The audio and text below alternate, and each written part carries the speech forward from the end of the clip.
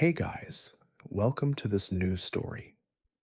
Today, we go back to one of the most unsettling moments in the entire history of lunar exploration, a moment that was recorded, studied, and never fully resolved. During the Apollo missions, seismometers placed on the moon's surface picked up something that stopped scientists cold. The moon shook, not for a few seconds, the way the ground moves in a minor tremor, not for the brief, sharp jolt of a typical seismic event. It shook for 10 minutes straight.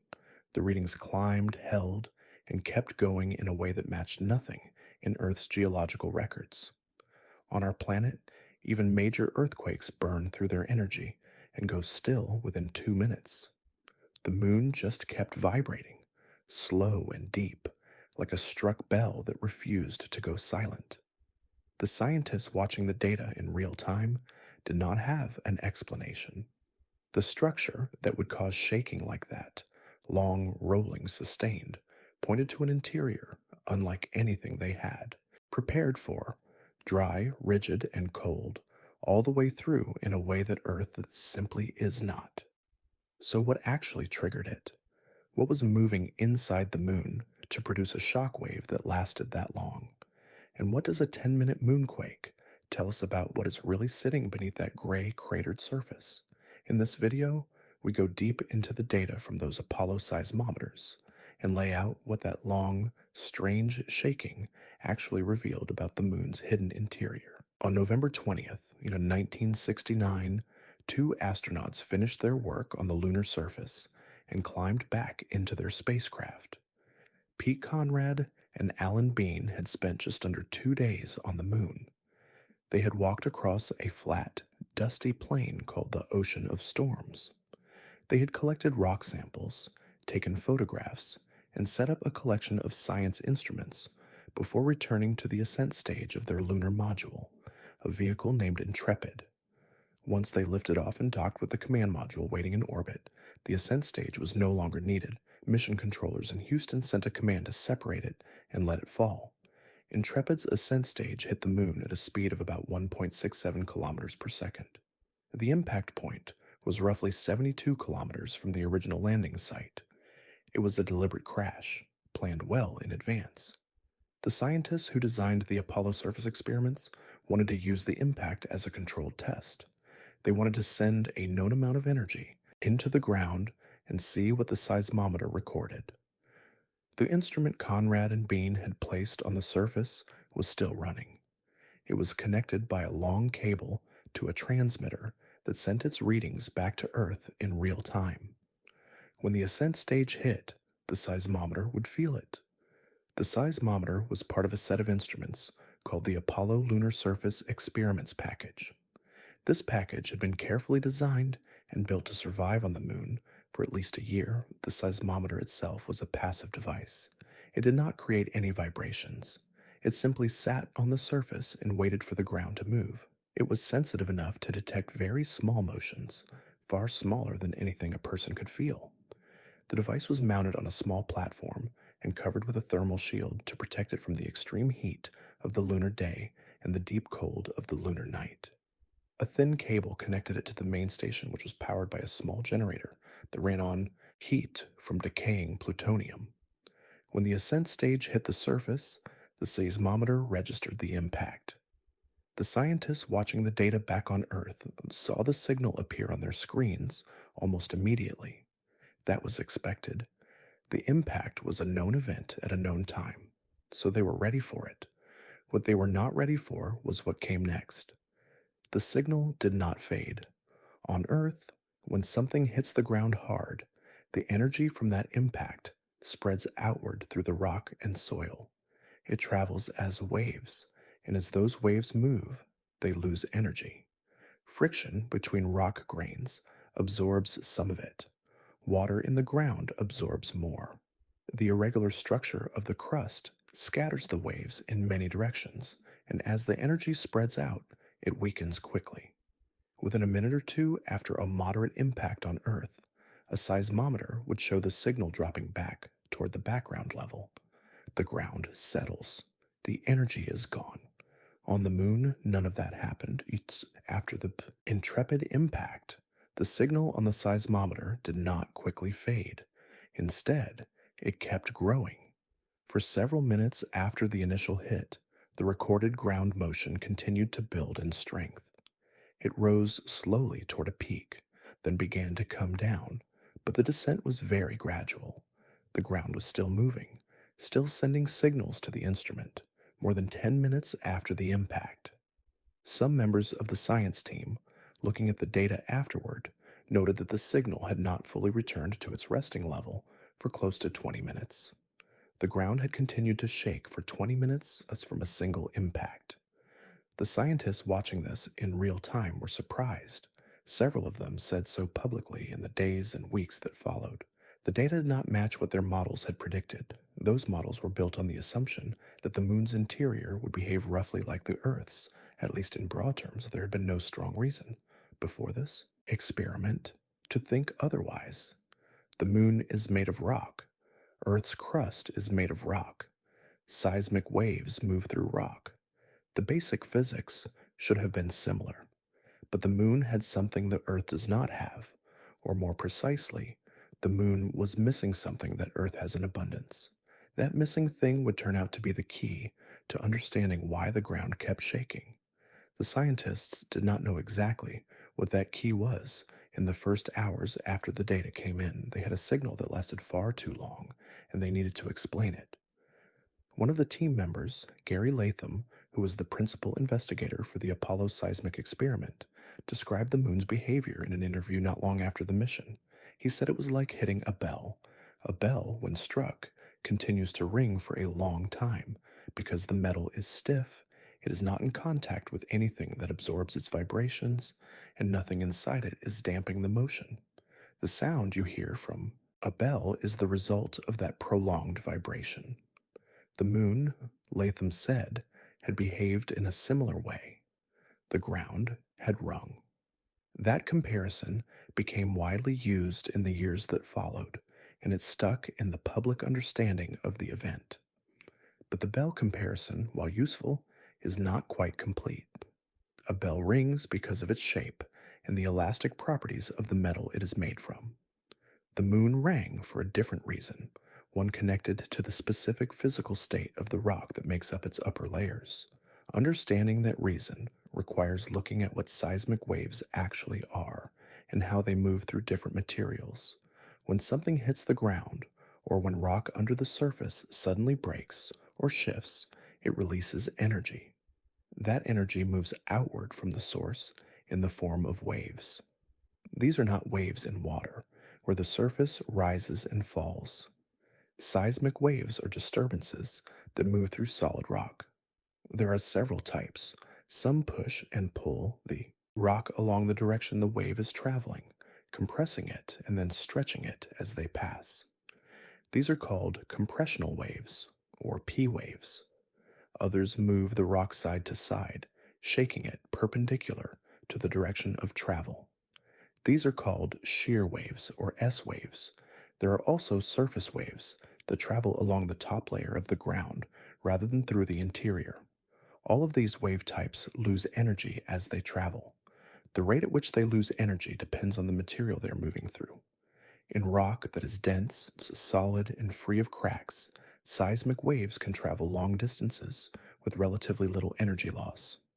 In rock that is broken up, full of small fractures, or mixed with loose grains, the waves scatter. Every time a wave hits a boundary between two different materials, some of its energy reflects back and some passes through. If the rock is full of tiny fractures and grain boundaries, the wave gets scattered in many directions at once, over and over. Again, the energy does not disappear quickly. It keeps bouncing around, trapped inside the broken up layer, fading very slowly. The surface of the moon is covered by a layer of material called regolith. This is a word for loose, broken rock. The regolith on the moon was created over billions of years by constant bombardment from space. Meteorites of all sizes, from tiny dust grains to objects tens of kilometers across, have been hitting the moon since it formed. Each impact breaks up the rock beneath it creating fragments. Smaller impacts break those fragments into smaller pieces. Over time, the upper layer of the moon became a thick blanket of crushed, pulverized rock. It is dry. It has never been in contact with liquid water. Nothing has ever cemented its grains together the way that minerals dissolved in groundwater can cement rock grains on Earth. Dry, loose, uncemented rock is extremely good at scattering seismic waves. Every grain boundary, every small crack, every tiny open space between fragments acts as a surface where waves can scatter and reflect. Energy that enters this layer does not travel cleanly through it. Instead, it gets trapped, bouncing around among the millions of small surfaces until it gradually fades away through a very slow process of energy loss. This is called seismic scattering, and it is the main reason the moon rang for so long after the Intrepid impact. On Earth, this scattering still happens in loose or broken rock, but it is counteracted by the presence of water. Even a small amount of water in the pores and cracks of rock changes its seismic behavior significantly. Water fills the spaces between grains, and when a seismic wave passes through, the water can flow slightly from one pore to another. This movement absorbs energy. It damps the wave. It acts like the material inside a car door that stops the door from ringing when you shut it. Earth's crust is wet. Even rock that seems dry to the touch contains water in its microscopic pores. The moon's crust contains almost none. The lunar regolith is as dry as any material that has ever been studied. That dryness, combined with the shattered, fractured nature of the rock, creates the conditions for extreme seismic scattering and very slow energy loss. When the Intrepid ascent stage hit the surface and sent energy into the ground, that energy entered the regolith layer and began bouncing around. It scattered off grain after grain, crack after crack, and because there was nothing to absorb it quickly, it kept moving. The seismometer, sitting in the middle of this, kept detecting the motion. The ground truly was shaking, not as a residual tremor fading away in a straight line, but as a slow, continuous scattering of energy across a large volume of dry, broken rock. The scale of the impact itself helps explain why the signal was strong enough to last so long. The ascent stage of the lunar module was not a small object. It had a dry mass of about 2,150 kilograms, and it hit the moon at high speed. The energy released by that impact was substantial. On Earth, a similar impact would have produced a clear seismic signal lasting perhaps 30 to 60 seconds. On the moon, the same energy, fed into a much more scattering medium with no damping from water, produced a signal that lasted close to 20 minutes. The science team's initial reaction was not to immediately reach for an explanation about water or scattering. In the first hours after the data came in, several explanations were considered. One was that the instrument itself was malfunctioning. If something was wrong with the seismometer or its electronics, it might continue to register a signal long after the actual ground motion had stopped. This possibility was checked carefully and ruled out. The instrument was working correctly. The signal was real ground motion. Another possibility was that there was some kind of resonance effect tied to the geometry of the landing site, or to some unusual local feature of the rock. This was also investigated, but the same type of long-duration signal appeared again and again in the months that followed, whenever deliberate impacts were made on the lunar surface and whenever natural events shook the ground. The behavior was not a local accident. It was a property of the moon. The Apollo 12 mission was the second crewed lunar landing. The first, Apollo 11, had also carried a seismometer, but that instrument had stopped working after only 3 weeks due to a thermal problem. It had not been running long enough or reliably enough to contribute much data. Apollo 12's seismometer was a more capable instrument, and it continued operating for years. But even before the data from that single instrument had been fully analyzed, NASA was planning to place additional seismometers on the moon during later missions. The Apollo 12 result made that planning more urgent. There was clearly something happening in the lunar interior that needed to be understood in more detail, and one seismometer in one location was not going to be enough. The reaction within the scientific community went beyond simple surprise. The Apollo 12 seismic data was presented at scientific conferences and published in journals, and it generated considerable discussion. Researchers who worked with seismic data from Earth found the lunar records almost unrecognizable in some ways. The shape of a seismic signal from Earth, plotted on a graph over time, typically shows a sharp rise to a peak, a period of strong motion, and then a fairly rapid decay back toward the baseline. The lunar signals showed a very different shape, a gradual rise, a broad and rounded peak, and then an extremely slow decay that took many minutes. The signals had a different character at nearly every point.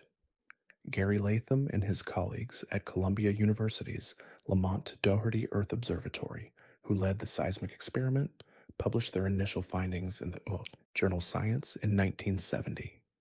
The paper described the anomalous scattering behavior of the moon's upper crust and offered the explanation involving dry, fractured rock. It was a careful, measured scientific paper, but even in its restrained language, the significance of the finding was clear. The moon was not behaving like a scaled down version of Earth. It was behaving like a completely different kind of world. What made the Apollo 12 result particularly valuable was not just the fact that it showed long duration ringing, it was the fact that the impact had been deliberate and controlled. The scientists knew exactly when and where the ascent stage had hit. They knew its mass and its approximate speed. This meant they could calculate how much energy had gone into the ground, and they could compare that known input to the recorded output. The comparison gave them a way to measure the efficiency of seismic scattering in the lunar crust, at least in a rough sense. The numbers confirmed that the upper layer of the moon was absorbing seismic energy far more slowly than any comparable layer on Earth. This single event, a crash lasting less than a second and a seismic signal lasting close to 20 minutes, opened a new chapter in the study of the moon. It was the first clear evidence from direct measurement that the moon's interior, or at least its outer layers, had physical properties very different from Earth's. It raised questions that would take decades of analysis to begin answering. How deep did the scattering layer extend? What was the structure of the rock below it? Was the deep interior cold and solid, or was there still some heat remaining from the moon's formation? The 10 minutes of shaking from the Intrepid impact did not answer these questions, but it made them impossible to ignore. In the 2 years that followed Apollo 12, 3 more seismometers were placed on the moon. Apollo 14 landed in February 1971 and set up its seismic station in the Fra Mauro Highlands, a region of older, heavily cratered terrain. Apollo 15 landed in July 1971 near the base of the Apennine Mountains, the highest mountain range on the near side of the moon. Apollo 16 landed in April 1972 on the Descartes Highlands. Together with the Apollo 12 station in the Ocean of Storms, these 4 instruments formed a network spread across a significant portion of the lunar near side. The network was able to detect seismic events and, by comparing the arrival times of waves at different stations, begin to locate the sources of those events and trace the paths the waves had taken through the interior. Each new deliberate impact carried out during these missions, and many natural events recorded in the years that followed, added to a growing picture of what the moon was made of and how its interior was structured. The data collected by this network over its years of operation would eventually allow scientists to identify 4 distinct categories of seismic events on the moon, each with its own character and origin, but all of them, in one way or another, showed the same basic property that the Intrepid impact had first revealed in November 1969. The moon rang. It rang in response to meteorite impacts. It rang from internal stress and fracturing deep in its mantle. It rang from the thermal shock of the rising sun heating its surface after 2 weeks of deep cold. In every case, the signals lasted far longer than they would have on Earth. The 20-minute ring of the intrepid impact was not an unusual event on the moon. It was simply the first time anyone had been there to record it. The 4 seismometers placed across the lunar near side during the Apollo program did not have to wait long for events to record. The moon, despite appearing still and unchanging from a distance, turned out to be seismically active in several distinct ways. Over the years the network operated, from 1969 through 1977, it recorded thousands of individual seismic events. When scientists sorted through all of that data, they found that the events fell into 4 clear groups, each with different characteristics, different depths of origin, and different causes. The first group was the simplest to understand. Meteorites hit the moon constantly. The moon has no atmosphere, so nothing slows them down before they strike. On Earth, most small space rocks burn up from friction as they pass through the air. On the moon, even a very small fragment of rock or metal traveling at tens of kilometers per second hits the surface at full speed. These impacts happen all the time, most of them too small to notice, but the seismometers were sensitive enough to pick up a large number of them. The signals they produced were recognizable by their sudden start. There was no gradual buildup.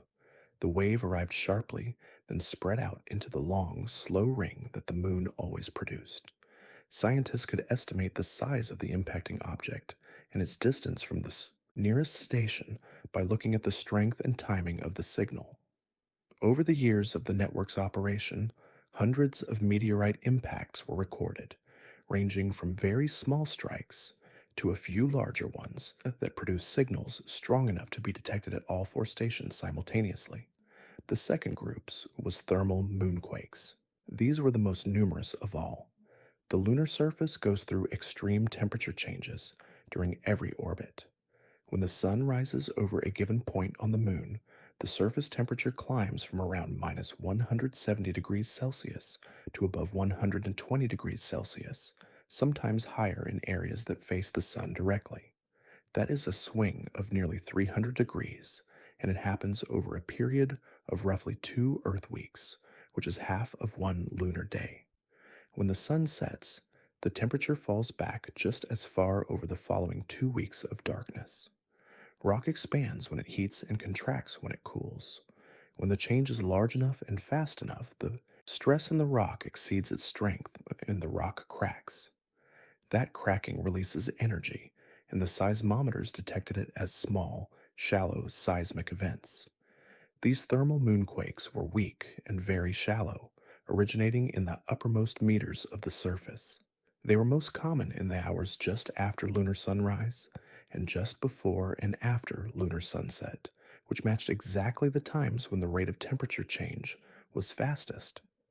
The signals were small and brief compared to other types, but they were remarkably regular and predictable. The third group, deep moonquakes, was in many ways the most scientifically interesting. These events originated far below the surface, at depths of roughly 700 to 1,200 kilometers, which is deep inside the lunar mantle. They were generally weak, weaker than most of the meteorite impacts, but they were numerous and they showed a striking pattern. When scientists plotted the locations of deep moonquake sources on a map of the lunar interior, they found that the events did not come from random points. Instead, they came from specific, fixed locations that were hit again and again. These locations were called nests. There were more than 300 identified nests, each one a small region in the deep interior that repeatedly generated small seismic events.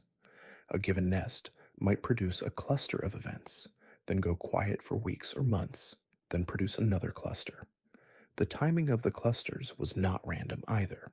It followed the 27-day cycle of the moon's orbit around Earth. As the moon moves closer to and then farther from Earth during each orbit, Earth's gravitational pull on the moon changes slightly. That changing pull stresses the rock inside the moon, and when the stress reaches a certain level, the rock in a deep nest shifts or cracks. The moon is being gently squeezed and stretched by Earth's gravity once every orbit, and the deep moonquakes are the result. The fourth group, shallow moonquakes, was the smallest in number, but by far the largest in energy. Only about 28 shallow moonquakes were recorded during the entire period the Apollo network operated, but several of them were strong enough to rate between magnitude 4.5 and 5.5 on a scale comparable to the one used for earthquakes. On Earth, a magnitude 5 earthquake is noticeable and can cause damage to poorly built structures. On the Moon, a shallow moonquake of similar magnitude produced signals that lasted for 10 minutes or more, sometimes close to half an hour. The origin depths of these events were somewhere in the upper few tens of kilometers of the crust, but pinpointing them precisely was difficult because of the scattering problem. The waves from a shallow moonquake spread out and bounced around in the dry, fractured crust for so long that picking out the exact arrival times needed to locate the source was technically challenging. The cause of shallow moonquakes is still not fully settled. They may be related to the slow contraction of the moon as it continues to cool from the inside, causing the crust to crack along faults. Some researchers have pointed to long scarps, which are cliff-like features visible in lunar photographs, as evidence of recent faulting on the surface. The shallow moonquakes and those surface features may share a common cause. What separates all of these moonquake types from earthquakes goes beyond just their duration. Earthquakes occur in a planet that is geologically active. Earth has moving tectonic plates that grind against each other, subduction zones where one plate slides under another, mid-ocean ridges where new crust forms constantly, and a hot, partially molten interior that drives all of this activity. The energy for earthquakes comes largely from this ongoing internal heat and plate motion. The moon has none of these things. It lost most of its internal heat long ago.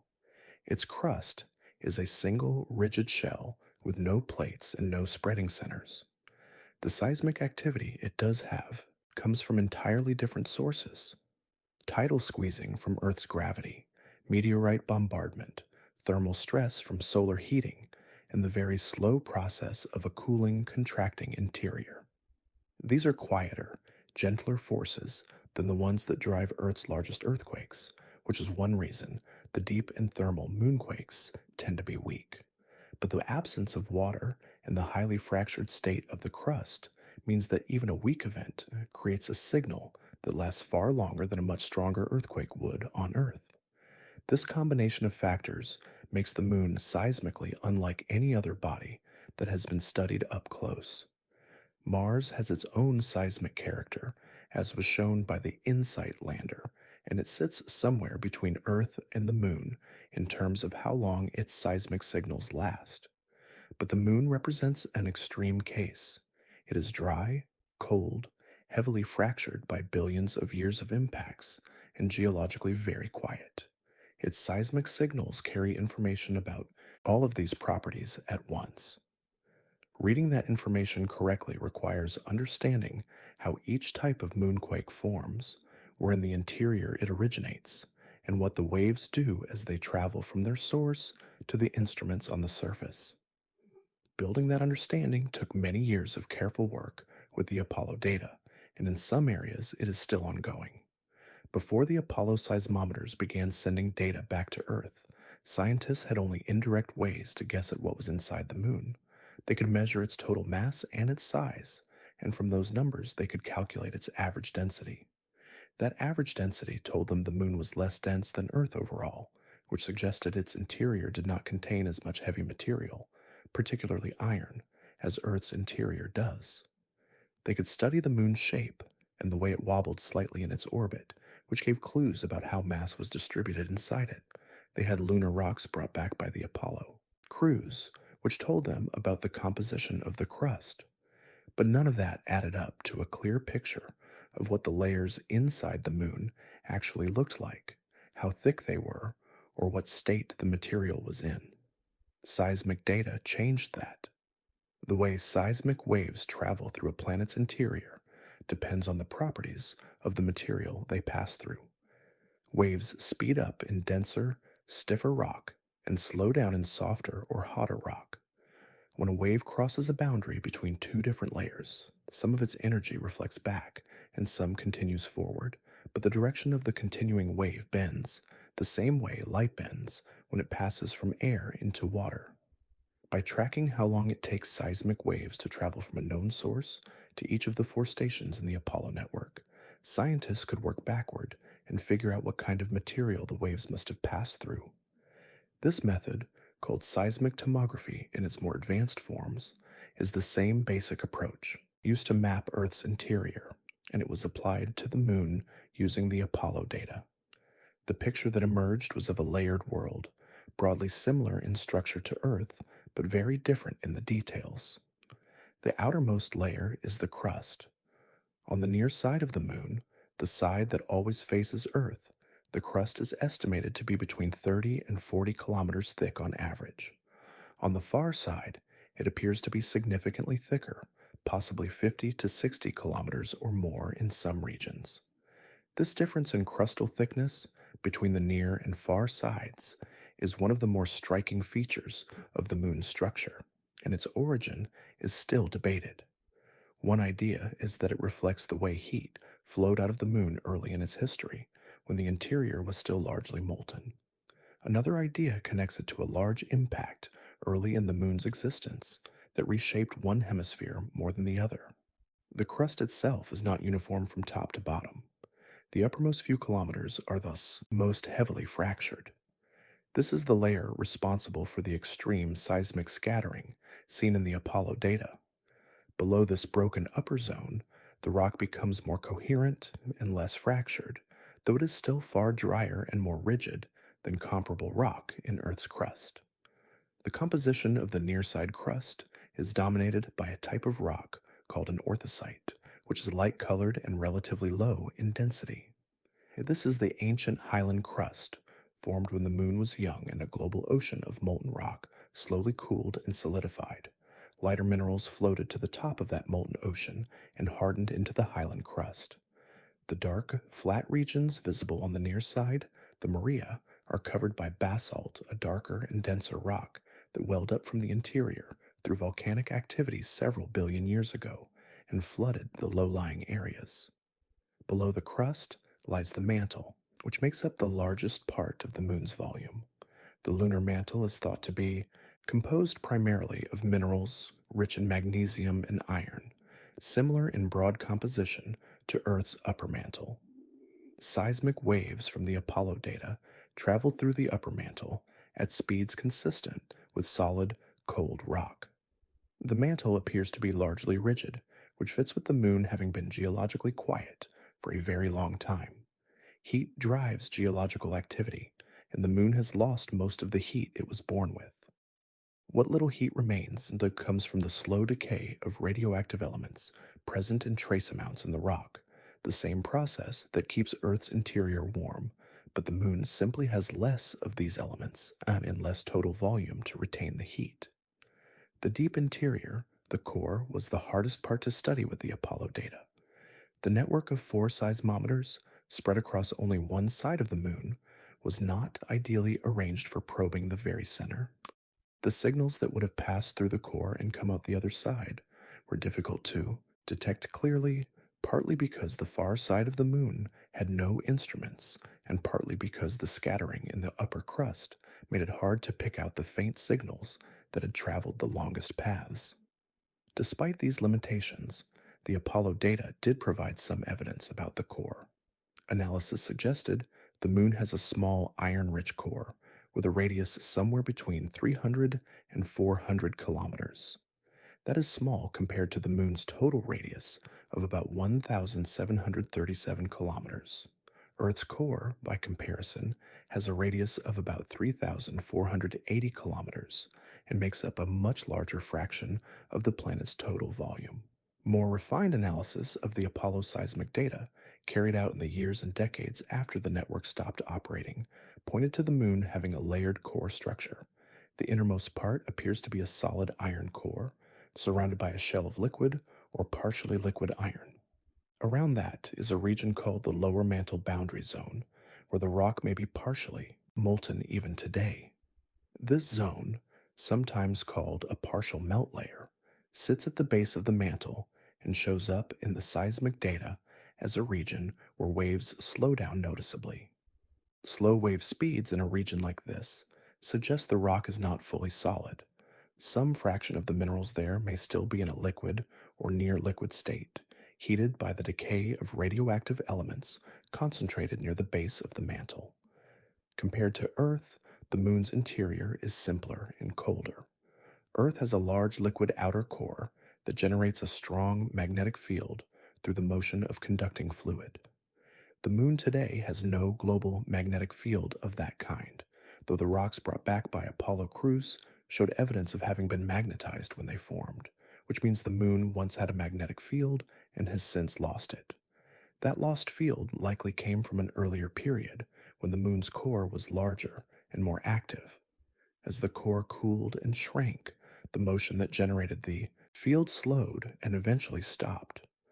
The seismic data also revealed something about the thermal state of the mantle that matched other lines of evidence.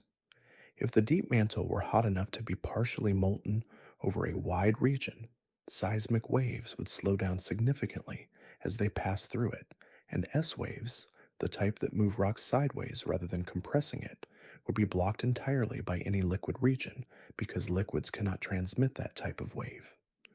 The Apollo data showed that S waves did slow down in the deep mantle and were very difficult to detect beyond a certain depth, which was consistent with either a partially molten zone or with very hot but still solid rock near the base of the mantle. Later reanalysis, using more advanced techniques, strengthened the case for at least some partial melt at the deepest part of the mantle. Building this picture took the work of many researchers over many years. The raw Apollo seismic records were not simple or easy to read. The extreme scattering in the upper crust meant that signals were smeared out in time, making it hard to pick out the precise arrival moments that the analysis depended on. Scientists developed new methods for processing the data, filtering out the scattering effects mathematically and isolating the cleaner signals that had traveled through the deeper interior. Each refinement of those methods added detail to the model of the lunar interior, and some of the most careful work was done decades after the Apollo program ended, using computer tools that had not existed when the data was first collected. The 10-minute ring of the moon comes down to one fundamental difference between the lunar surface and the surface of Earth. That difference is water. Not the presence of oceans or rivers, but the presence of water at the microscopic level, deep inside rock, filling the tiny spaces between mineral grains and lining the walls of hairline cracks that run through almost every piece of rock on Earth. This water is invisible to the eye and present in amounts too small to measure by weight in many cases, but its effect on how seismic energy moves through rock is enormous. Rock is not a smooth, continuous solid. At the scale of millimeters and smaller, rock is a collection of mineral grains packed together, with small gaps between them. These gaps are called pores. In addition to pores, rock contains cracks, some large enough to see, many far too small to see without a microscope. On Earth, the great majority of these pores and cracks contain water. Rainwater soaks into the ground and fills the spaces in rock down to considerable depths. Even in dry deserts, the rock underground is typically saturated or partially saturated with water at depth. The water sits in those tiny spaces and does something very specific when a seismic wave passes through. A seismic wave moving through rock causes the grains to push against each other slightly as the wave compresses and then releases them. If the spaces between the grains are filled with water, that water gets squeezed slightly when the grains are pushed together. Some of it flows from one pore to a neighboring pore. This flow requires energy. The water moving through the narrow pore throats between grains experiences friction, and that friction converts the mechanical energy of the seismic wave into heat. The amount of heat produced is tiny, but the effect on the wave is significant. Every pore, every crack, every grain boundary where water can flow acts as a small energy sink. A seismic wave passing through wet rock loses a portion of its energy at each of these countless small sites, and the cumulative effect is that the wave weakens rapidly. This process is called intrinsic attenuation, and it is the main reason seismic signals on Earth decay relatively quickly. The Moon's rock has essentially none of this. The lunar regolith and the rock beneath it are among the driest materials ever studied. Samples brought back by the Apollo crews contained water only in the most trace amounts, far below what would be found in even the driest desert rock on Earth. The pores and cracks in lunar rock are empty. When a seismic wave passes through this dry material, the grains still push against each other, but there is no water to flow, no fluid friction to convert the wave's energy into heat. The energy has nowhere to go except to keep moving.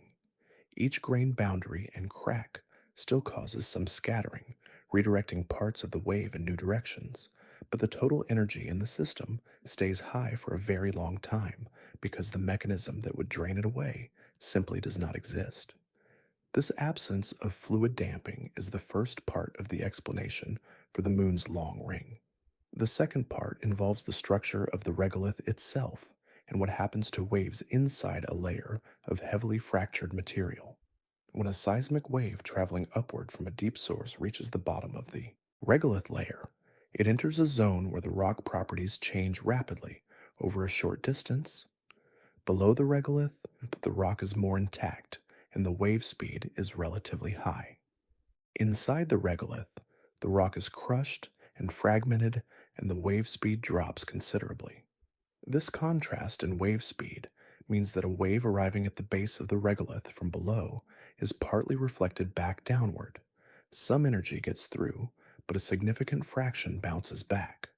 Similarly, a wave trying to escape through the top surface of the regolith into the vacuum above is completely reflected back, because waves cannot travel through a vacuum at all. The result is that the regolith layer acts as a trap. Energy that enters it from below bounces between the top surface and the base of the layer, losing only a small amount with each reflection because there is no water to absorb it. At the same time, within the layer itself, the countless grain boundaries and cracks scatter the energy in all directions. So instead of a clean wave front moving in one direction, the energy spreads out into a diffuse, slowly moving cloud of vibration that fills the entire layer. A seismometer sitting inside this layer, which is exactly where the Apollo instruments were placed, detects this diffuse energy as prolonged ground motion. The signal does not represent a single wave passing by. It represents the slow, gradual decay of a large amount of scattered energy that has been trapped in the layer and is very slowly leaking away. The thickness of the regolith layer varies across the Moon, but in most places it is estimated to be somewhere between 4 and 12 meters in depth. Below that, there is a zone of fractured bedrock that extends much deeper, perhaps several kilometers, created by the cumulative effect of large impacts over billions of years. This deeper fractured zone has similar properties to the regolith in terms of being dry and cracked, and it extends the trapping effect to greater depths. Energy that manages to escape from the uppermost regolith can still get scattered and trapped in this deeper broken zone before it finally propagates into the more intact rock below. Porosity plays a direct role in all of this. A material with high porosity has a large fraction of its volume taken up by empty space. High porosity means more surfaces for scattering, more boundaries, so it's where wave energy gets redirected, and in the case of dry rock, more empty space that does nothing to absorb the energy being scattered.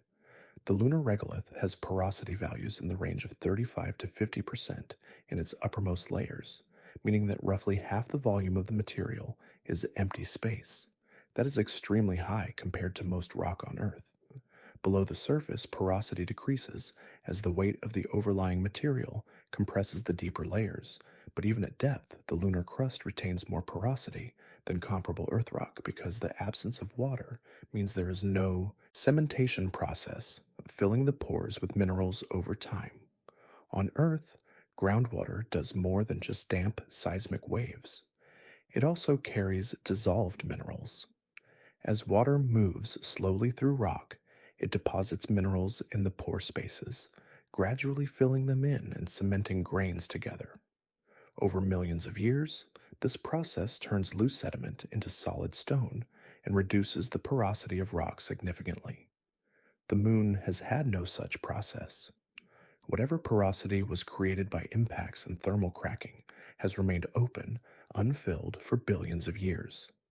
The rock is not just dry now, it has been dry for its entire history, and the structure of the regolith reflects that. The combination of all these factors, no fluid damping, high porosity, a trapped energy layer between the surface and the more intact rock below, and billions of years of accumulated fracturing with no healing process, produces a material that is in some ways without close comparison anywhere on Earth. Geologists studying seismic attenuation on Earth can find dry, fractured rock in certain environments, volcanic islands, desert regions, ancient cratons. But even in those places, some moisture is always present, and the rock has typically been through processes that reduce its fracturing and increase its coherence over time. The Moon represents the endpoint of a process taken to its maximum extent: maximum dryness, maximum fracturing, maximum age, and no geological activity to undo any of it.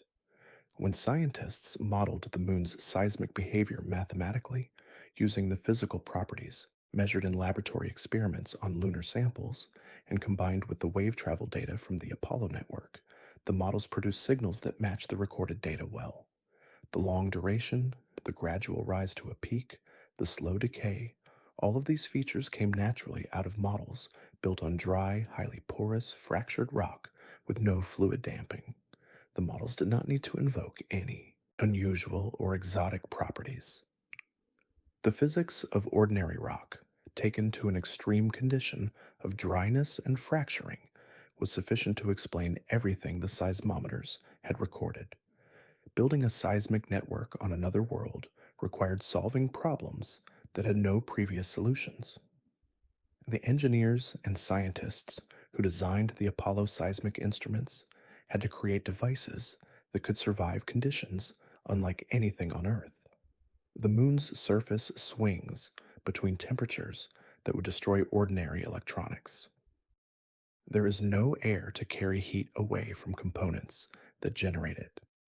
Dust on the lunar surface is extremely fine and sharp-edged, and it sticks to almost everything it touches due to static charge. Any instrument placed there would have to work without maintenance, without repair, and without any human attention for years at a time. The first attempt at a lunar seismometer came with Apollo 11 in July 1969. The instrument Neil Armstrong and Buzz Aldrin placed on the surface at Tranquility Base was a simpler, lighter device than the ones that followed. It was designed to operate for just a few weeks, running on solar power during the lunar day and shutting down during the 2-week lunar night when no sunlight reached its panels. It recorded some data during its brief operation, including what appeared to be small seismic signals, but a thermal problem caused it to stop working after about 3 weeks. The data it collected was limited, and the instrument was not able to contribute meaningfully to the broader scientific goals. It was, however, proof that placing a seismometer on the Moon was possible. The instruments carried on Apollo 12, and the missions that followed were significantly more capable. Each one was part of the Apollo Lunar Surface Experiments Package, a collection of science instruments designed to operate together for years. The seismometer within this package was called the Passive Seismic Experiment. It consisted of 3 sensors, oriented in different directions, one measuring vertical ground motion and 2 measuring horizontal motion along perpendicular axes. Having 3 components allowed scientists to determine not just the strength of a seismic signal, but also the direction from which it arrived, which was essential for locating the source of any event. The sensors were extremely sensitive. They could detect ground motion as small as half a nanometer, which is roughly 1/500th the diameter of a single human hair. Keeping those sensors working required careful thermal management. The electronics inside the instrument package were maintained at a stable temperature by a combination of insulation and a small radioisotope thermoelectric generator, which produced a steady flow of electrical power from the heat released by decaying plutonium 238. This generator was not large. It produced only a few tens of watts of electricity, but that was enough to run the instruments and the transmitter that sent data back to Earth. The generator would continue producing power for decades, long after the missions ended, which is why the seismic stations kept operating for years after the last Apollo crew left the moon. Each station also included a device called a long period seismometer alongside the short period sensors. Short period sensors detect rapid ground motions, the kind associated with wave arrivals from nearby impacts or shallow events. Long period sensors respond to slower, lower frequency motions that carry information about deeper sources and larger scale structure. Having both types at each station gave the scientists a much wider range of detectable events and a more complete picture of each signal's character. The combination was critical for distinguishing between the four types of lunar seismic events and for extracting information about the deep interior from signals that had traveled long paths through the moon. Apollo 14 landed in February 1971 and placed its seismic station in the Fra Mauro region, a hilly area formed from material ejected by the enormous impact that created the Imbrium Basin roughly 3.9 billion years ago. This was older, more rugged terrain than the flat plain where Apollo 12 had landed. Apollo 15, which arrived in July 1971, set its station near Hadley Rill, a long, winding channel thought to be an ancient collapsed lava tube at the foot of the lunar Apennine mountain range. The mountains nearby rose several kilometers above the surrounding plain. Apollo 16, landing in April 1972, placed its station on the Descartes Highlands, a region of older terrain far from the dark volcanic Maria. Each of these locations sampled a different type of lunar geology, and the spread of the stations across the near side, covering distances of hundreds to over 1,000 kilometers between them, was what made the network capable of locating seismic sources by comparing arrival times. The way the network located events was straightforward in principle, though the scattering problem made it difficult in practice. When a seismic wave from an event arrived at each station, it arrived at a slightly different time because each station was a different distance from the source. If the wave arrived at one station 2 minutes before it arrived at another, that time difference combined with knowledge of how fast waves travel through the lunar interior gave a constraint on where the source must have been. With four stations recording the same event, four sets of arrival times were available, and by solving the geometry of those four constraints simultaneously, scientists could narrow down the source location to a specific region.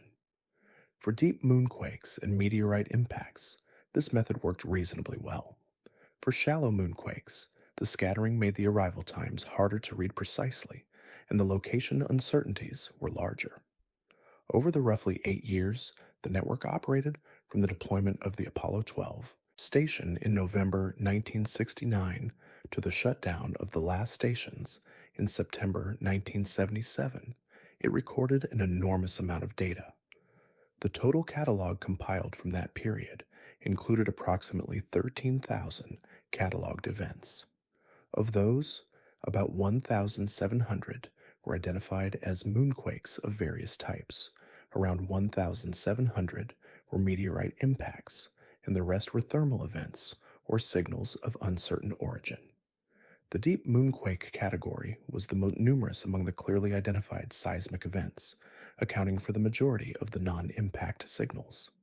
The shallow moonquakes, despite being the most energetic, were the rarest, with only a few dozen recorded over the entire period. The network was not without its difficulties.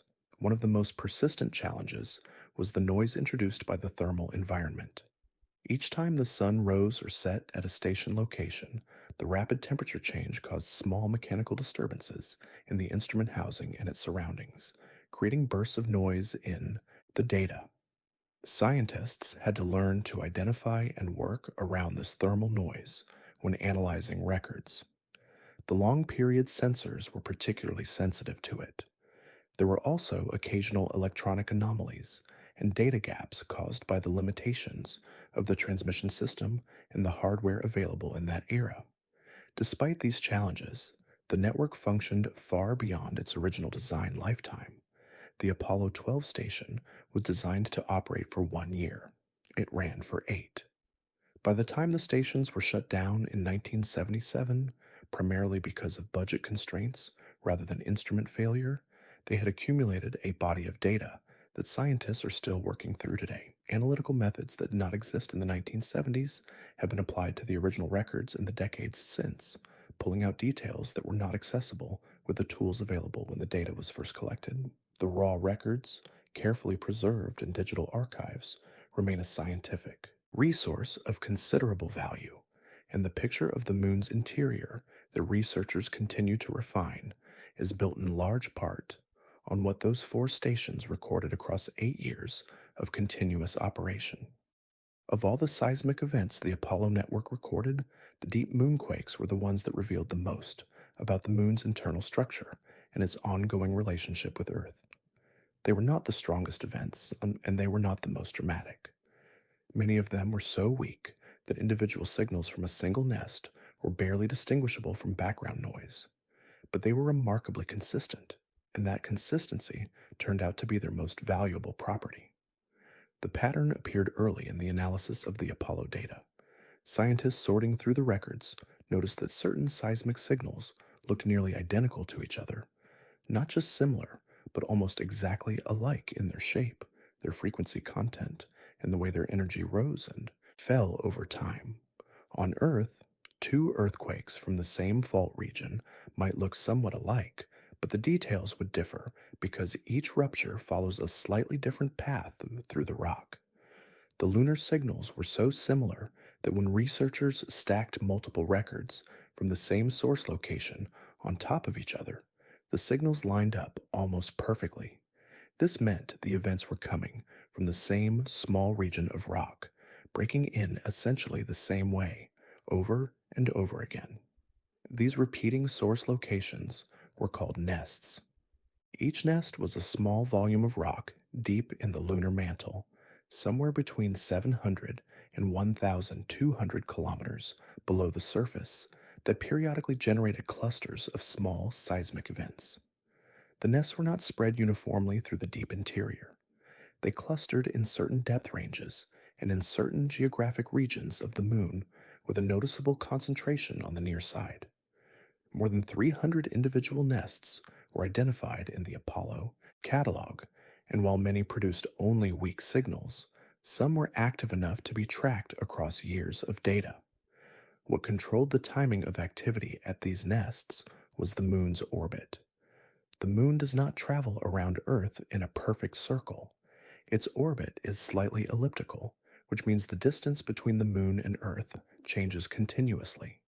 At its closest point, called perigee, the moon is roughly 356,000 kilometers from Earth. At its farthest point, called apogee, the distance is about 406,000 kilometers. This variation repeats every 27.3 days, which is the period of one complete lunar orbit.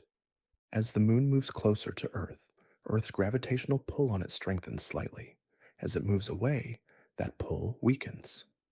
The change is small in absolute terms, but it is enough to compress and stretch the moon's interior slightly with each orbit, in the same way that the moon's gravity raises tides in Earth's oceans. This effect is called tidal forcing. The moon is not a perfectly rigid body. Under the influence of Earth's changing gravitational pull, it flexes very slightly, bulging a little toward Earth when the two bodies are closest and relaxing when they are farther apart. The amount of flexing is tiny, measured in centimeters of surface displacement over a body 3,400 kilometers in radius. but the stresses that this flexing creates inside the rock are not negligible. Deep in the mantle, where the rock is already under enormous pressure from the weight of the overlying material, even a small additional stress can be enough to trigger movement along existing zones of weakness. The deep moonquake nests appear to be exactly those zones of weakness. They are regions where the rock has some property that makes it respond to tidal stress by releasing energy seismically. Whether that property is a pre existing fracture system, a region of slightly different composition, or an area where the rock is marginally warmer and therefore slightly less rigid, then the surrounding material is not fully resolved. What is clear from the data is that the nests activate in response to the tidal cycle. When scientists plotted the times of deep moonquake events against the position of the moon in its orbit, the correlation was unmistakable. Events clustered at specific phases of the orbital cycle, particularly around the times of perigee, and to a lesser extent, at points in the orbit where the tidal stress was changing most rapidly. Some nests showed a preference for activating at perigee, when the moon was closest to Earth and the tidal pull was strongest. Others activated at different orbital phases, suggesting that the local stress conditions at each nest location determined exactly when the tidal forcing was sufficient to trigger an event there. A few nests showed more complex patterns, activating at two or even three specific points in the orbit per cycle. This variety was useful scientifically because it meant the deep moonquakes were sampling the tidal stress field at multiple phases, giving researchers a more complete picture of how the tidal forces were distributed through the interior. The depth range of the deep moonquakes, 700 to 1,200 kilometers, was itself significant.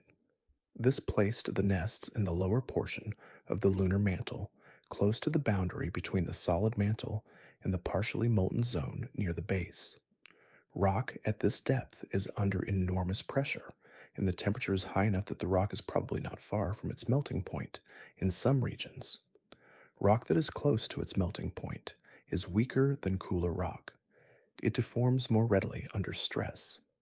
This made the lower mantle a natural location for tidal stress to find an outlet, which is consistent with the observed nest depths. The geographic clustering of nests on the near side of the moon also carried information.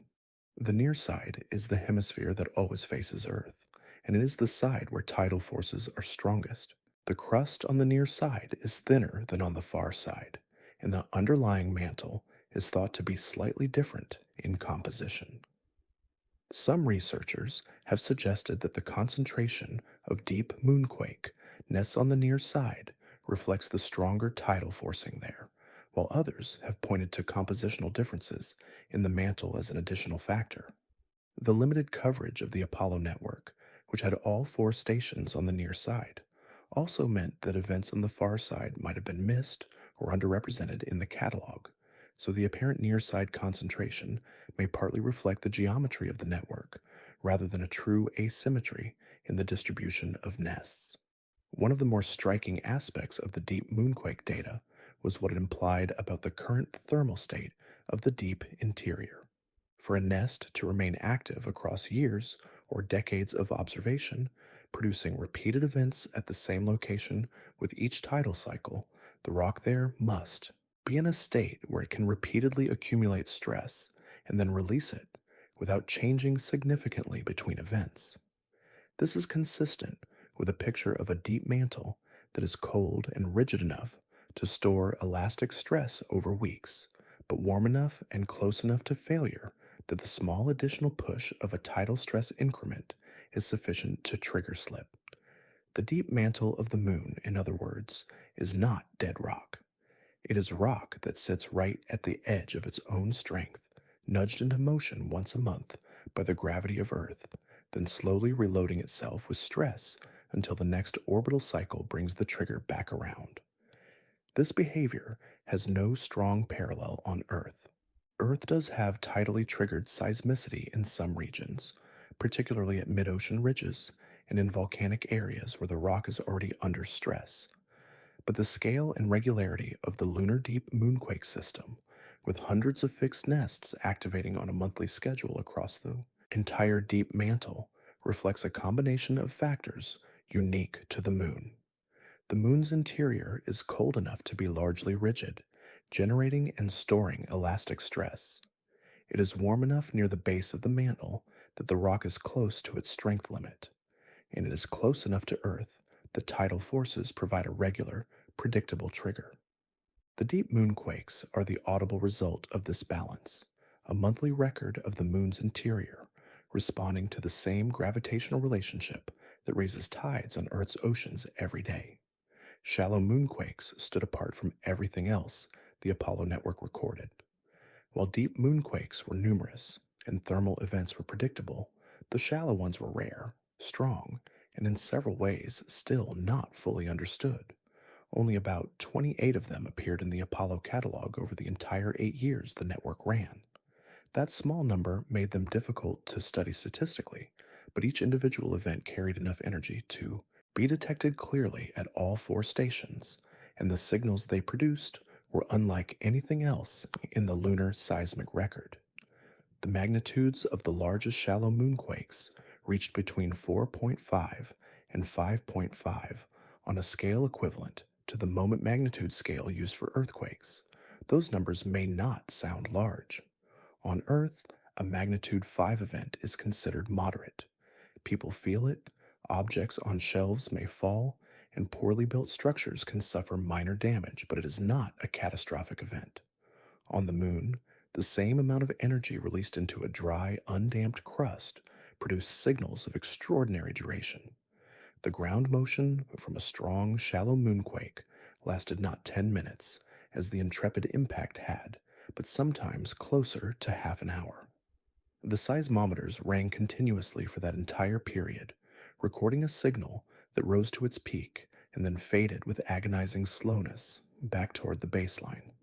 The source depth of these events was estimated to be somewhere in the upper few tens of kilometers of the crust, well above the deep mantle nests. But pinning down the exact depth was genuinely difficult. The scattering in the upper crust, which made all lunar seismic signals last longer than their equivalents on Earth, also smeared out the precise arrival times that scientists needed to locate a source accurately. With deep moonquakes, the waves traveled through the more intact lower mantle for most of their journey before entering the scattering layer near the surface, so the main wave arrivals were somewhat cleaner and easier to time. With shallow moonquakes, the source was already inside or close to the heavily fractured zone, which meant the signal was scattered almost from the moment it was generated. Locating these events was like trying to find where a sound originated inside a room full of echo-producing surfaces, with the source itself sitting among those surfaces. What caused shallow moonquakes remained an open question for decades after the Apollo data was collected, and it has not been fully closed even now. Several explanations have been put forward, and the current thinking is that more than one process may be contributing. The most widely discussed explanation involves the slow, ongoing cooling of the moon's interior. The moon formed about 4.5 billion years ago from material that was largely or entirely molten. Over the billions of years since then, it has been steadily losing heat to space. As the interior cools, it contracts, so the volume of the moon shrinks slightly as the rock gets colder and denser. When the interior shrinks, but the outer crust resists, stress builds up in the crust. Eventually, somewhere in that crust, the stress exceeds the strength of the rock and the crust cracks or shifts along a fault. That sudden movement is a shallow moonquake. Evidence for this ongoing contraction appeared in photographs taken by lunar orbiting spacecraft. The images showed long, narrow cliffs running across the surface, sometimes stretching for tens or hundreds of kilometers. These cliffs, called lobate scarps, are formed when one section of the crust is pushed up over an adjacent section along a thrust fault. On Earth, similar features form in regions where the crust is being compressed. On the moon, the most natural explanation for compressional faulting on a global scale is the shrinkage of the interior, which squeezes the crust inward from below. Studies of these scarps, particularly those carried out using high resolution images from the Lunar Reconnaissance Orbiter starting in the 2000s, found that many of the scarps showed features suggesting they were geologically young. Some had sharp, crisp edges that would have been softened and blurred by micrometeorite impacts over long periods of time.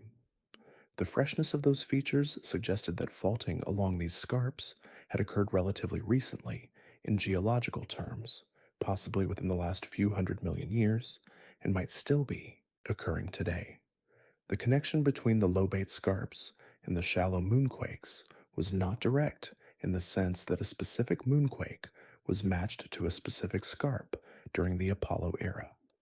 The network was not precise enough in its source locations to make that kind of link, but the general picture was consistent.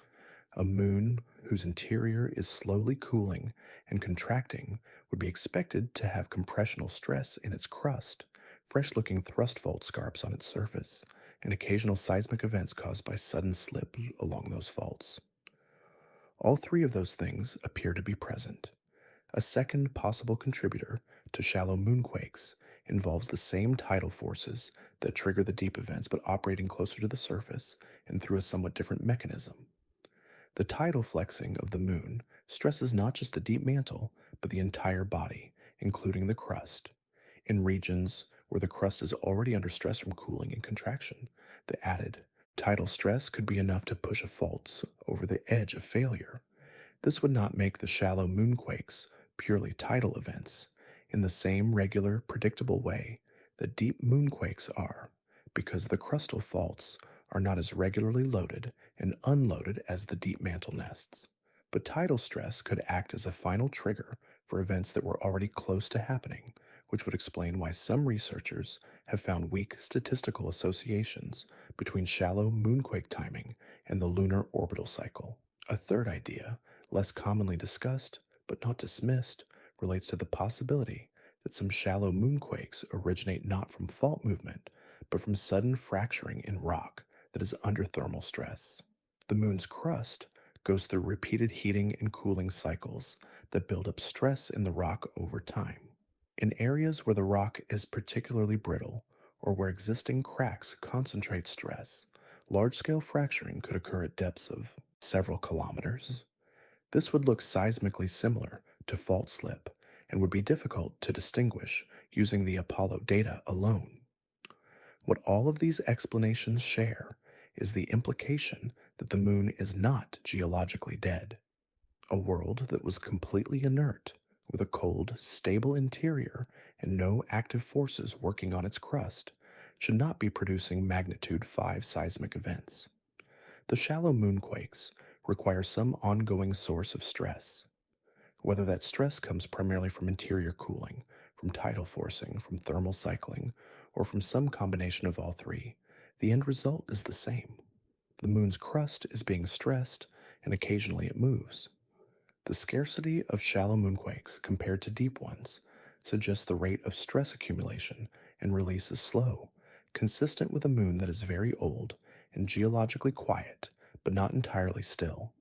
The half-hour duration of the strongest shallow moonquake signals served as a reminder of just how different the moon's seismic environment was from Earth's. A magnitude 5 earthquake on Earth produces strong shaking for perhaps 10 to 20 seconds at nearby locations, with the signal fading significantly within a couple of minutes. The equivalent energy released on the moon spread through the dry, fractured crust and kept the ground in measurable motion for 30 times as long. For any future human presence on the lunar surface, in permanent bases or long-duration habitats, that kind of ground motion lasting 30 minutes would present engineering challenges very different from those posed by earthquakes on Earth. Structures would need to withstand not a brief, intense jolt, but a prolonged lower-level shaking that tested connections, seals, and foundations over a much longer period. Of the 4 types of seismic events recorded by the Apollo network, thermal moonquakes were the most predictable. They came on a schedule tied directly to the movement of the sun across the lunar sky. Every time the terminator, the line dividing the sunlit side of the moon from the dark side, swept across a seismic station, the instruments registered a burst of small, shallow signals. The pattern was so regular that scientists could anticipate when the next cluster of thermal events would arrive simply by knowing where the moon was in its rotation. This predictability made thermal moonquakes easier to study in some ways, but it also made them easy to underestimate.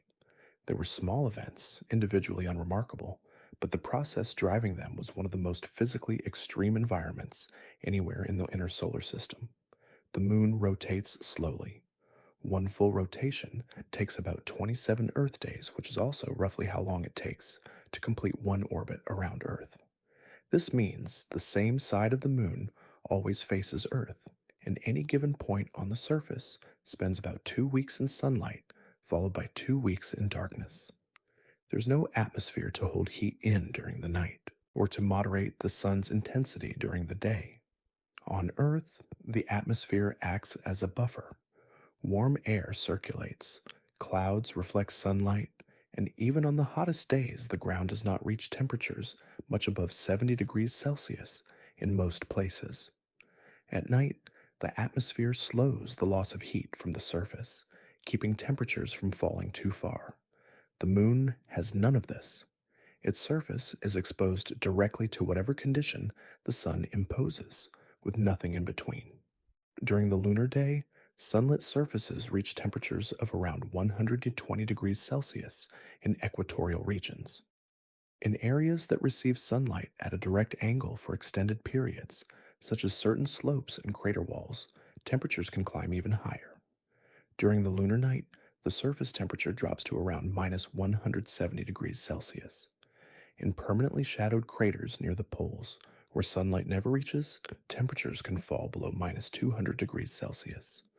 The swing from the daytime, peak to the nighttime low at any given equatorial location, is roughly 290 degrees over the course of a single lunar day, which lasts nearly a month from the perspective of a point on the surface. Rock responds to temperature change by expanding and contracting. This is true of all solid materials. When rock heats up, its crystal structure expands slightly, as the atoms within it vibrate more energetically and push each other apart. When it cools, the structure contracts. The amount of expansion and contraction for a given temperature change depends on a property called the thermal expansion coefficient, which varies between different types of rock and in mineral.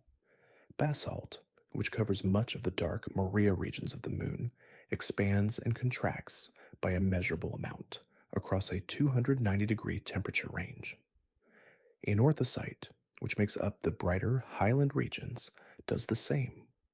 When a slab of rock tries to expand as it warms, but is constrained by the cooler rock beneath it or beside it, stress builds up within the material. When the stress exceeds the strength of the rock, at some point, the rock cracks. This cracking process is not unique to the moon. It happens on Earth in deserts, in Arctic regions, on mountain summits, and anywhere else that experiences large temperature swings. On Earth, it is called thermal weathering or insulation weathering, and it is one of the processes that gradually breaks rock down into smaller fragments over time. On the moon, the same process operates, but the temperature swings are far larger, and the absence of water means there is no lubrication to ease the stress or any chemical weathering to soften the rock before it cracks. The fracturing is purely mechanical, driven by thermal stress alone, and it operates on rock that has already been broken down by billions of years of impact bombardment. The seismic signals produced by this cracking are small. Individual thermal moonquakes, typically rated well below magnitude 1, often so small that a single event was barely above the noise floor of the instruments. What made them detectable was their clustering. When the lunar terminator crossed a station location and the surface temperature began to rise rapidly, dozens or hundreds of small cracking events occurred in a short period. Each one produced a tiny signal, but the burst of activity as a whole was clearly visible in the data as an elevated level of background seismicity that lasted for several hours around the time of sunrise or sunset.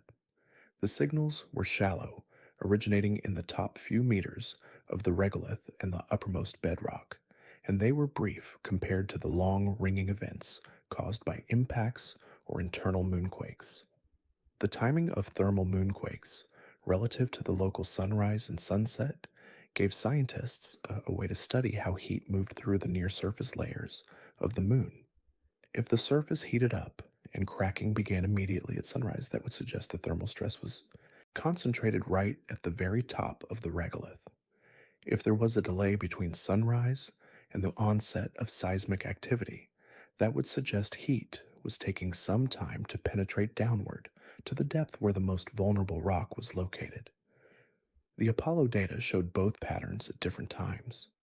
Some thermal events began almost immediately after sunrise, consistent with cracking in the uppermost centimeters of the regolith.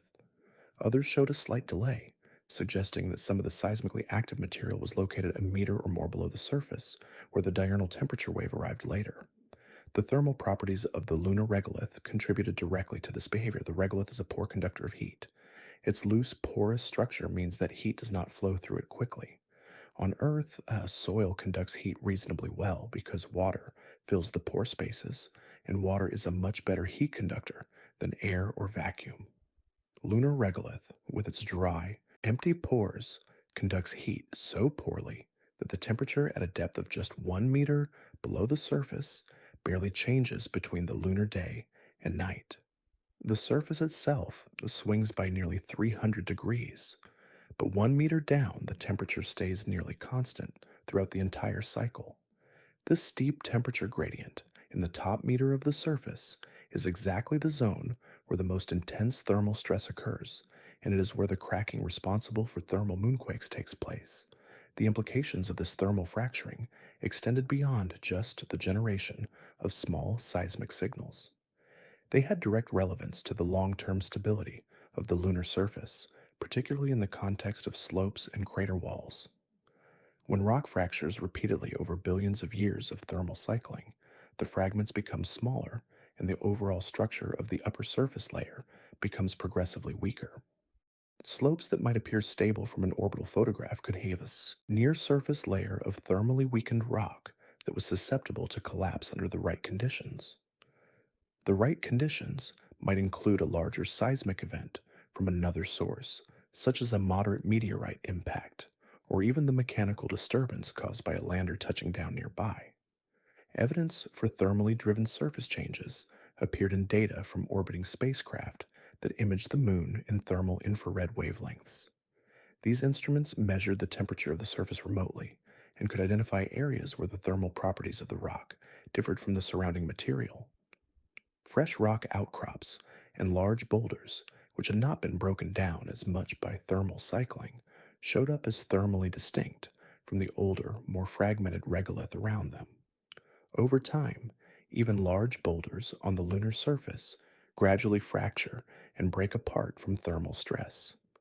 The rate of this process had been estimated from studies of crater ejecta fields, where boulders thrown out by impacts were observed to disappear from orbital images over timescales of millions to hundreds of millions of years, consistent with the calculated rates of thermal fracturing under lunar surface conditions. For future missions to the moon, particularly those involving long-duration surface operations, the thermal environment presented challenges at every scale. Equipment left on the surface would experience the same 290-degree temperature swings that cracked rock. Materials that expanded and contracted at different rates when bolted together could work loose over time. Seals and connections exposed to repeated thermal cycling could degrade. The small but constant seismic activity generated by thermal cracking in the surrounding regolith would also be present as background noise in any sensitive scientific instruments placed on the surface. Engineers planning for extended lunar habitation had to account for a surface that was never truly still, never truly stable in temperature, and never giving any of its materials a chance to simply rest at a constant condition. When the last Apollo seismic station went silent in September 1977, no replacement was ready. The data collected over 8 years had produced a solid foundation of knowledge about the moon's interior and its seismic behavior, but many questions remained unanswered. The four-station network had been limited to the near side. Its coverage was uneven. The instruments, though impressive for their era, lacked the sensitivity and dynamic range that engineers could achieve with more modern technology. Scientists knew there was more to learn, and they knew that better instruments in better locations would teach them things the Apollo network could not. But the political and financial conditions that had made the Apollo program possible were gone, and for decades no new seismometer reached the moon. The gap lasted more than 40 years. During that time, lunar science continued, using the Apollo data, reanalyzing it with improving computational tools, extracting more detail from records that had been collected but not fully processed. Researchers developed new methods for handling the scattering problem, filtering the data in ways that were not possible in the 1970s, and those methods produced revised estimates of crustal thickness, mantle structure, and core size. The Apollo Seismic Archive, stored and maintained through the intervening decades, remained the primary direct source of information about the moon's interior throughout this entire period. While the moon waited, the techniques and lessons of the Apollo seismic experiment traveled to another world. The InSight mission, which landed on Mars in November 2018, carried a seismometer as its central science instrument. The instrument was called SES, which stood for Seismic Experiment for Interior Structure. It was built by a team led by the French space agency CNES, with contributions from institutions across Europe and the United States, and it represented the most sensitive broadband seismometer ever sent to another planet. The scientists and engineers who designed it drew directly on the Apollo experience. They understood from the lunar data that placing a seismometer on a planetary surface meant dealing with wind noise, thermal disturbances, and the challenge of keeping an extremely sensitive instrument stable in an environment that was constantly changing. They designed a protective dome to shield the instrument from wind, and they built in systems to monitor and correct for temperature-induced noise. Mars turned out to have its own seismic character, distinct from both Earth and the Moon. The signals recorded by InSight were intermediate in their behavior. Martian seismic events, called Mars quakes, lasted longer than comparable earthquakes, but not as long as lunar events. Mars has a thin atmosphere, which means some moisture reaches the surface, but far less than on Earth. Its crust is older and more fractured than Earth's, but less extreme than the Moon's. The Mars quakes came in a range of sizes and types, and their signals allowed scientists to map the interior of Mars with a detail that had not been possible before. The crust was thinner than some models had predicted. The mantle showed evidence of a different thermal structure than Earth's. The core turned out to be larger and less dense than earlier estimates, suggesting it contained lighter elements mixed with the iron. The InSight mission demonstrated that planetary seismology was still a productive scientific tool and that the lessons from Apollo could be successfully applied to new environments. It also highlighted what a single station could and could not achieve. InSight had only one seismometer. Locating the source of a Marsquake required different methods than those used with the Apollo network, since there was no second or third station to provide independent arrival times for comparison. Scientists developed techniques for single station source location using the relative timing of different wave types within a single record, but these methods carried larger uncertainties than a network approach would have. The experience reinforced what the Apollo scientists had known from the beginning. A network of instruments spread across a planet's surface was far more powerful than any single station. Planning for a return of seismometers to the moon accelerated through the 2000s and into the 2020s as part of the broader Artemis program and the international interest in renewed lunar exploration. Several concepts for a new lunar seismic network were developed by research teams in the United States, Europe, and Japan. The common thread in these proposals was the need for multiple stations spread across both the near side and, for the first time, the far side. A far side station would transform the scientific return of any new network. The Apollo array, confined to the near side, could not trace seismic waves passing through the center of the moon's core in the most informative geometry.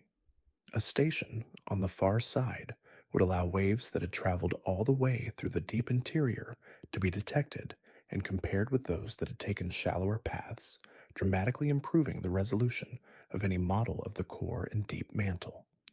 The scientific goals of a new lunar seismic network went beyond simply improving on the Apollo results.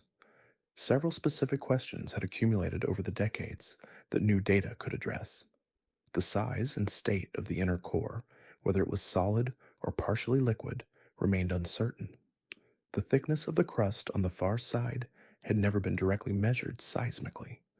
The exact depth and extent of the partial melt zone at the base of the mantle needed better constraints. The source mechanisms of shallow moonquakes, whether they were caused by fault slips, fracturing, or some combination, could be investigated far more effectively with a modern network whose stations were precisely located using current positioning technology.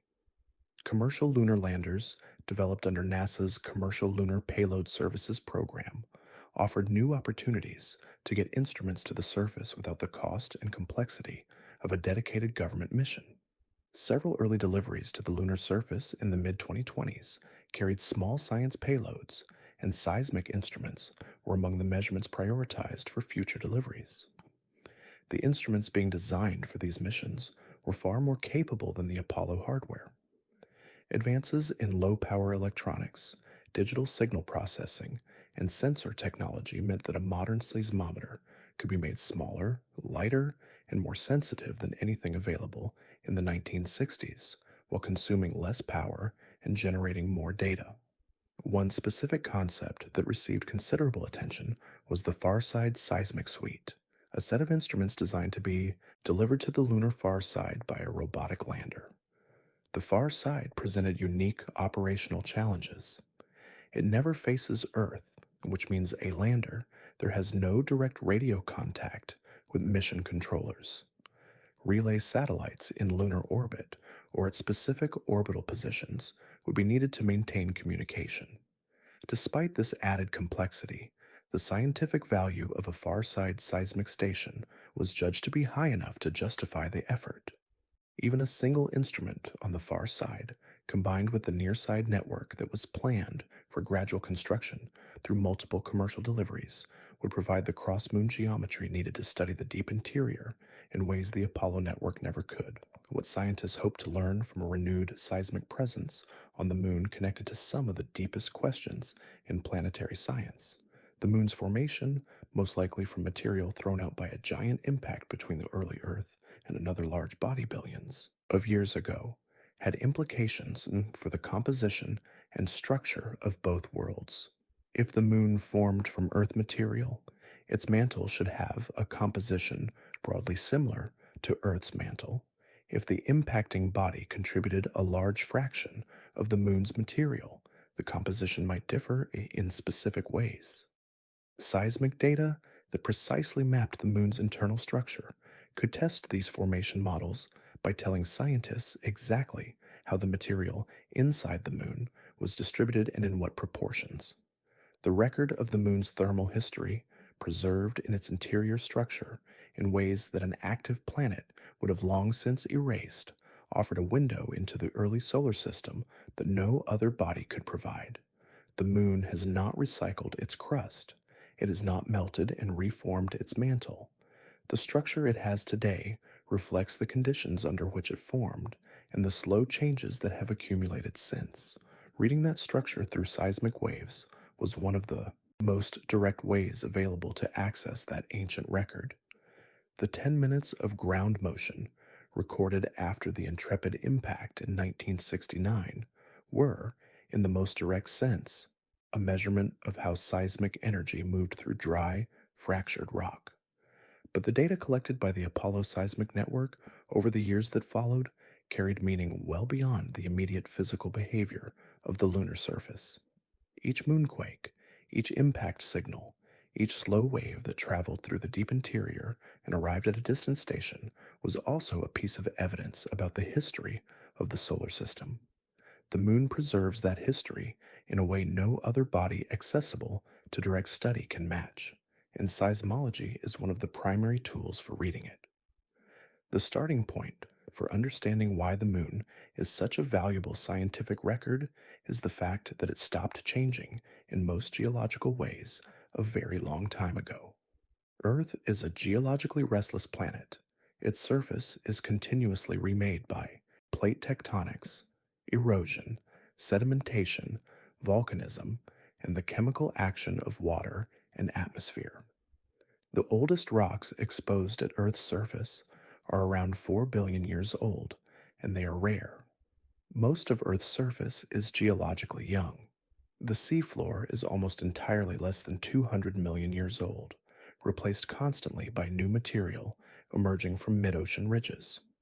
The deep interior has been convecting, mixing, and redistributing material since Earth formed. The original structure of Earth's interior is largely gone, overprinted by billions of years of active geology. The moon stopped most of its active geology more than 3 billion years ago. Its last significant volcanic activity, which filled the low-lying Maria basins with dark lava flows, ended roughly 1.5 to 2 billion years ago in most areas, and possibly earlier in others. The deep interior has been cooling and stiffening since the early period after formation, with no plate recycling to bring fresh material to the surface or carry cold surface rock back down into the mantle. The structure of the moon today is essentially a frozen record of the processes that shaped it during the first billion years of solar system history. Seismic data is the most direct tool available for reading that frozen record from the inside. The moon's origin is one of the central questions that lunar seismology helps address. The leading explanation for how the moon formed is called the giant impact hypothesis. It proposes that roughly 4.5 billion years ago, when the solar system was young and the inner planets were still growing, a large body roughly the size of Mars struck the early Earth at an oblique angle. The collision was enormously energetic. Material from both bodies was thrown into orbit around Earth, and over a relatively short time, that orbiting material gathered together under gravity and formed the moon. The hypothesis explains several features of the Earth-Moon system that are otherwise hard to account for, including why the moon is relatively depleted in iron compared to Earth, why it has very little water compared to most other rocky bodies in the solar system, and why the orbital and rotational properties of the two bodies are linked in specific ways. Seismic data from the moon tests this hypothesis by providing information about the moon's internal composition and structure. If the moon formed primarily from material thrown out of Earth's mantle by the impact, then its mantle should have a composition broadly similar to Earth's upper mantle. The seismic wave speeds measured through the lunar mantle are consistent with rock of broadly similar composition to Earth's mantle, which supports the giant impact picture in a general sense. The details of the comparison, particularly the trace element and isotope compositions measured in lunar rocks, have provided some of the strongest evidence that the moon's material is closely related to Earth's mantle, rather than to the hypothetical impacting body, which scientists have named Theia. The size and properties of the lunar core carry their own information about formation. The moon's core is small relative to its total size, and it is poor in iron compared to Earth's core. Earth accreted iron from all directions as it grew, and that iron sank to the center while the planet was still largely molten, forming a large iron core. If the moon formed from material thrown out of Earth's mantle, which had already lost most of its iron to the core, then the moon's building blocks would have been iron poor from the start. A small, iron-depleted core is exactly what would be expected, and the seismic constraints on the lunar core size and density are consistent with this picture. Each refinement of the core model using better seismic data or more sophisticated analysis of the existing Apollo records adds another point of comparison with the formation models. The period known as the Late Heavy Bombardment is another chapter of early solar system history that the Moon has recorded more completely than any other body. This period, thought to have occurred roughly 3.9 to 4.1 billion years ago, was a time when the rate of large impacts across the inner solar system spiked dramatically. The evidence for this spike comes largely from the ages of impact melt rocks collected during Apollo missions, many of which cluster around that time range. The cause of the bombardment is thought to be related to a rearrangement of the orbits of the giant outer planets, Jupiter, Saturn, Uranus, and Neptune, which gravitationally disrupted the asteroid belt and sent a surge of material inward toward the inner solar system. Earth, Venus, Mars, and Mercury were all hit heavily during this period, but their surfaces have been largely reshaped since then. The Moon's surface, which has changed very little since that era, preserves the cratering record of the bombardment in its highlands. Seismic data connects to this history through the structure of the lunar crust. The heavily cratered highlands represent the oldest terrain on the Moon, dating back to the period before and during the late heavy bombardment. The thickness and composition of the highland crust, as mapped by seismic measurements, provides constraints on how much material the Moon had accumulated by that time, and how the impact bombardment redistributed and mixed the crustal material. The deep fracturing of the upper crust that produces the extreme seismic scattering seen in the Apollo data is itself largely a product of that bombardment.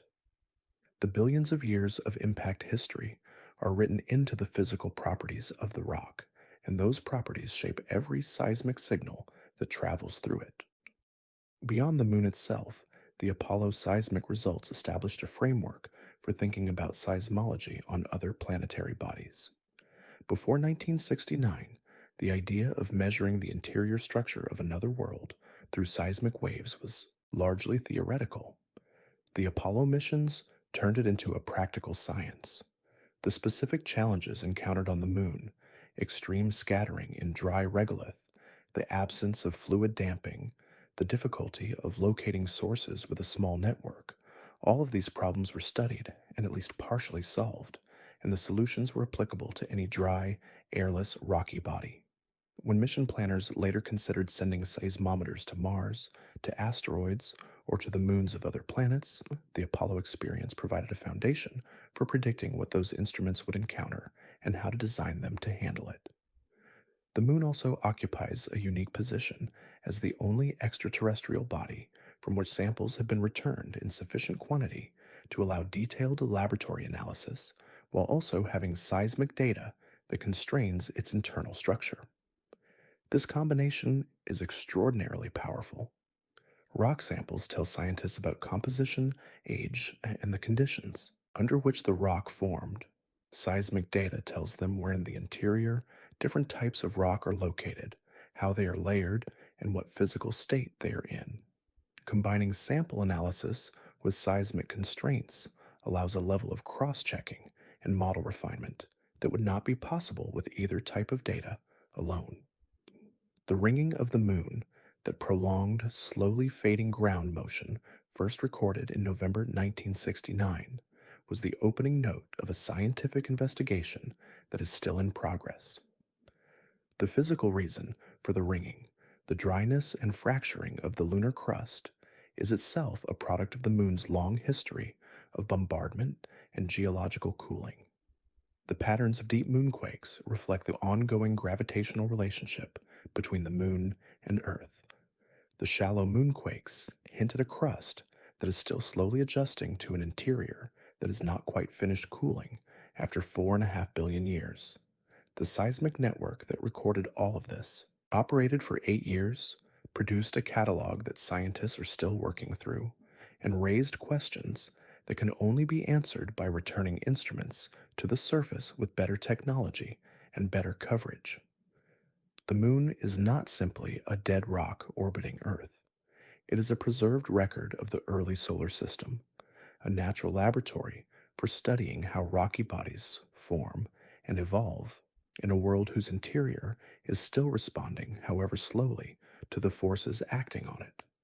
Every seismic signal that travels through it carries information about all of these things at once. The 10 minutes of shaking that followed the Intrepid impact was the first clear demonstration of this, and it set the direction for everything that followed.